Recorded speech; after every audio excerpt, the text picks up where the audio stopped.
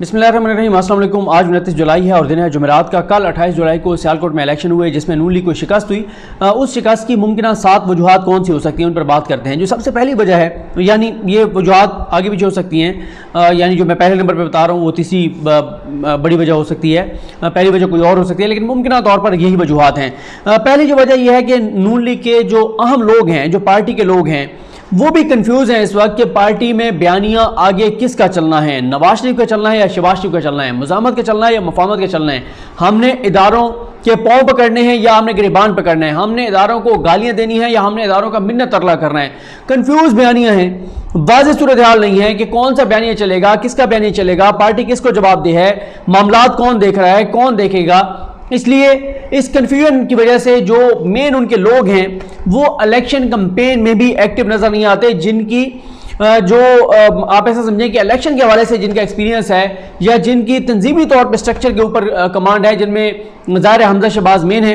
पंजाब में उनकी बड़ी कमांड है। जब शहबाज शरीफ वज़ीर आला थे तो हमजा शहबाज बहुत से मामलात को देखते थे और इल्ज़ाम तो ये भी लगते थे कि बहुत सारे अजला में जो डीपीओ लगते थे वो हमजा शहबाज इंटरव्यू करते थे और हमजा शहबाज लगाते थे। ब्यूरोक्रेसी बहुत सारी तब्दीलियां जो है वो हमजा शहबाज करते थे। तो इस तरह से पार्टी के लोग उनके साथ राब्ते में रहते थे, एमएनएस एमपीएस राब्ते में रहते थे, उनको तंजीमी स्ट्रक्चर के ऊपर उनका बड़ा होल्ड था। लेकिन अभी आपने देखा है कि कश्मीर का इलेक्शन हो या ये इलेक्शन हो, आपने देखा है कि मुकम्मल तौर पर आपको हमजा शहबाज और शहबाज शरीफ जो है वो गायब नजर आए, क्योंकि मैंने बहरहाल इस हल्के में भी नहीं देखा कि मेन जो है वो हमजा शहबाज कमांड करते हुए नजर आ रहे हों। असल में जो एक होता है ना कि पूरा इख्तियार इलेक्शन मुहिम का जिसके पास होता है, और यहाँ पे हमें नजर आया वो अता तारड़ साहब नजर आए मेन। आप खुद अंदाजा लगा लें कि जहाँ पे मेन करता धरता अता तारड़ साहब होंगे, जो अता तारड़ साहब का भी एक क्लिप जो अकाउंट है अमरीन पीटीआई, अमरीन ने ट्वीट किया हुआ था ट्विटर के ऊपर, अमरीन पीटीआई के नाम से हैं वो, उन्होंने एक क्लिप उनका ट्वीट किया हुआ था कि नतीजे से पहले, इलेक्शन नताइज से पहले वो ये कह रहे हैं कि टर्नआउट बहुत अच्छा है और उस टर्नआउट की बेहतरी को वो अपनी कामयाबी की मुमकिन वजह करार दे रहे थे।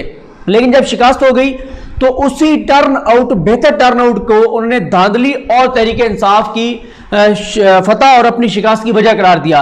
तो जो उस तो उधर एक तरह से हेड करने वाले थे इलेक्शन मुहिम को, उनकी सूरत हाल यह है कि चंद घंटे भी वो अपने बयान पर कायम नहीं रह सके। और इससे पहले उन्होंने बहुत बड़ा दावा किया था कि हम 10-12 हज़ार की लीड से जीतेंगे, लेकिन आपके सामने है। और मैं इसमें कुछ और तजज़ियाकारों की राय भी अगली वीडियोस में आपके सामने रखूंगा। नून लीग के लोग क्या कह रहे हैं, किस तरह से उनके बयानात में तज़ादात है, वो भी आपके सामने रखूंगा। अच्छा, एक तो मैंने आपको ये बता दिया।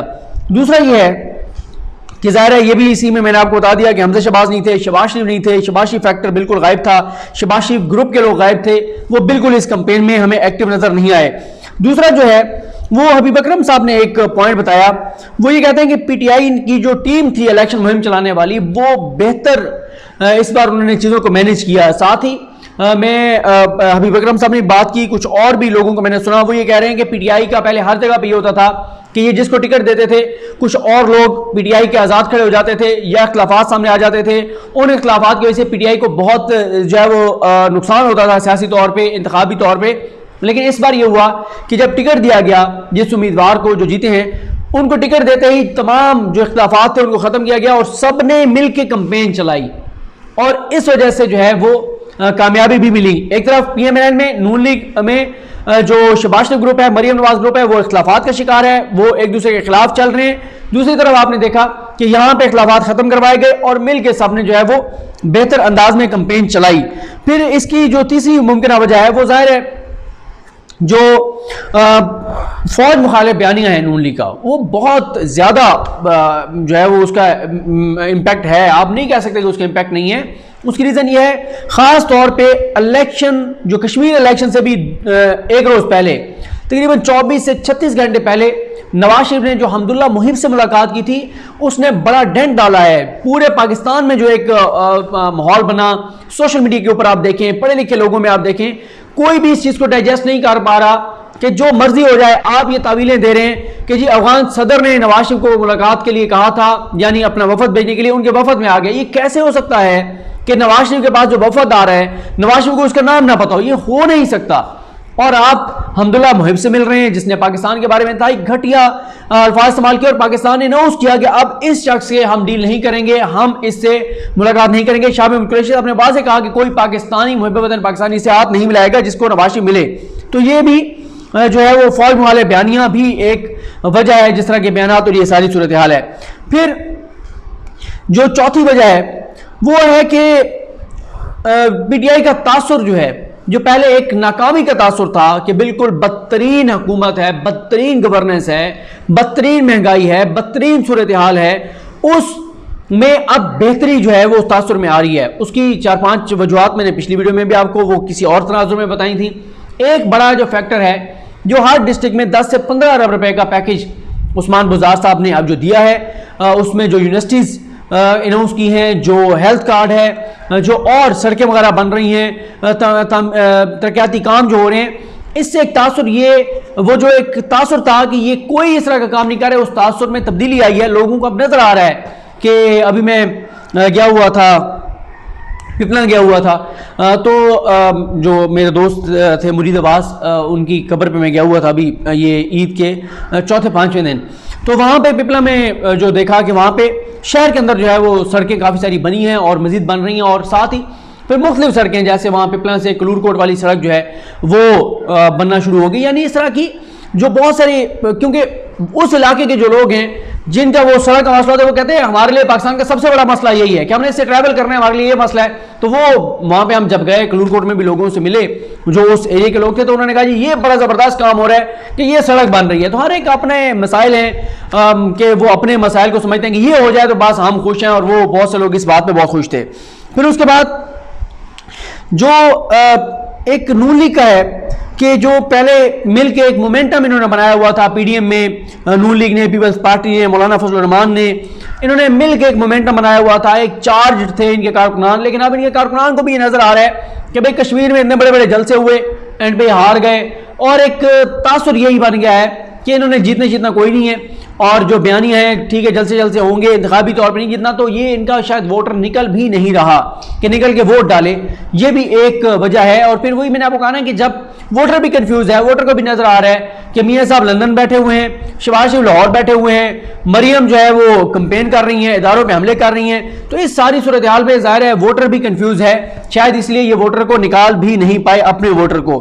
फिर उसके बाद जो इनका एजेंडा है पीएमएलएन का, वो एजेंडा बरह रास्त ये नहीं है कि ये बरह रास्त ये कहें कि लोगों के दिल की जो आवाज है कि बरह रास्त ये कहें कि भाई ये चीज इतनी महंगी होगी, ये चीज इतनी महंगी होगी, ये चीज इतनी महंगी होगी। ये बरह रास्त महंगाई के ऊपर उस तरह से इनका एजेंडा नहीं है। महंगाई तो ये नाम लेते हैं महंगाई का, कहते हैं कि असल हमारा बयान है वोट को इज्जत दो।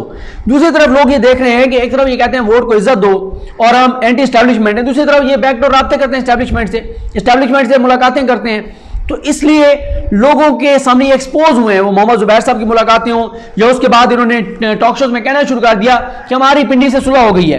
तो लोगों ने कहा कि आप कह रहे हैं कि आपकी पिंडी से सुलह हो गई है, और आप कहते थे कि आपकी पिंडी के साथ लड़ाई ये है, फौज के साथ यानी आपकी लड़ाई ये है कि फौज ने इस हुकूमत को मुसल्लत किया है, इस हुकूमत को मुसल्लत करने से महंगाई हुई है। तो आप जो अब ये कह रहे हैं, जो इन्होंने कहना शुरू किया था टॉक शोज में कि हमारी फौज से सुलह हो गई है, तो क्या महंगाई खत्म हो गई है? क्या आपने फौज से सुलह कर ली है?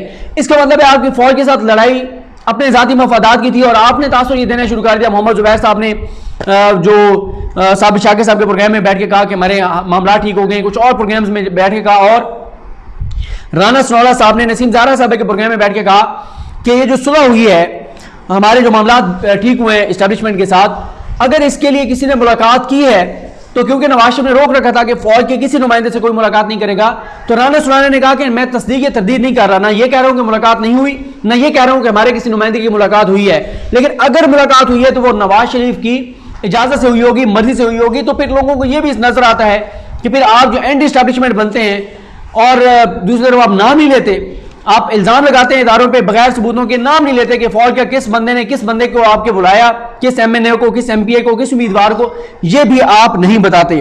तो इस वजह से भी ये एक्सपोज हुए हैं। फिर मैंने जैसे बताया कि लोगों को पता चल गया कि इनका मकसद अवामी सियासत नहीं है, जाती मफाद है।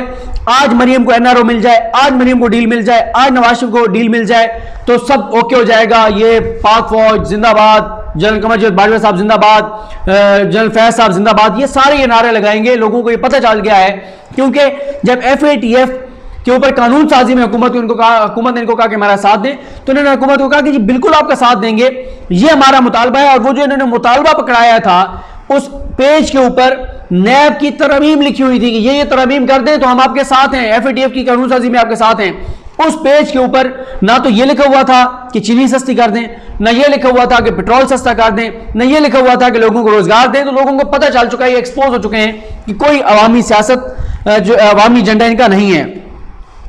फिर जनाब इमरान खान साहब के जो बयानात हैं, इस पे मैं बात कर चुका हूं, मैं इसके सिर्फ हवाला देके आगे चला जाऊंगा कि इमरान खान साहब के जो बयानात हैं अमेरिका के हवाले से, जो फिर इंटरनेशनल फोरम्स के ऊपर जो नबी करीम सल्लल्लाहु अलैहि वसल्लम की शान के हवाले से, इस्लामोफोबिया के हवाले से, उन बयानात ने भी बहरहाल एक PTI की परसेप्शन ये बेहतर की है कि इमरान खान साहब जो हैं वो हर फोरम के ऊपर जाके पाकिस्तान की डट के बात कर रहे हैं, अमेरिका के खिलाफ बात कर रहे हैं, इस्लामोफोबिया के हवाले से बात कर रहे हैं, नामूस रिसालत सल्लल्लाहु अलैहि वसल्लम के हवाले से बात कर रहे हैं। तो इस चीज़ ने भी तहरीक इंसाफ को बहुत ज़्यादा फ़ायदा दिया है।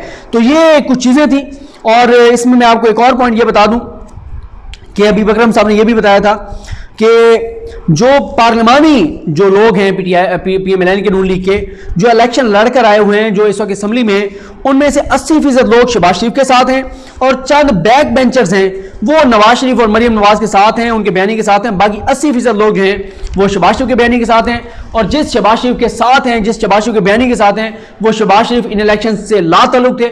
जब वो शहबाज शरीफ लाताल्लुक थे तो फिर आप खुद अंदाजा लगाएं कि फिर लोग कैसे, उनके लोग जो शहबाज शरीफ खुद पीछे थे तो उनके ग्रुप के लोग कैसे आगे होते।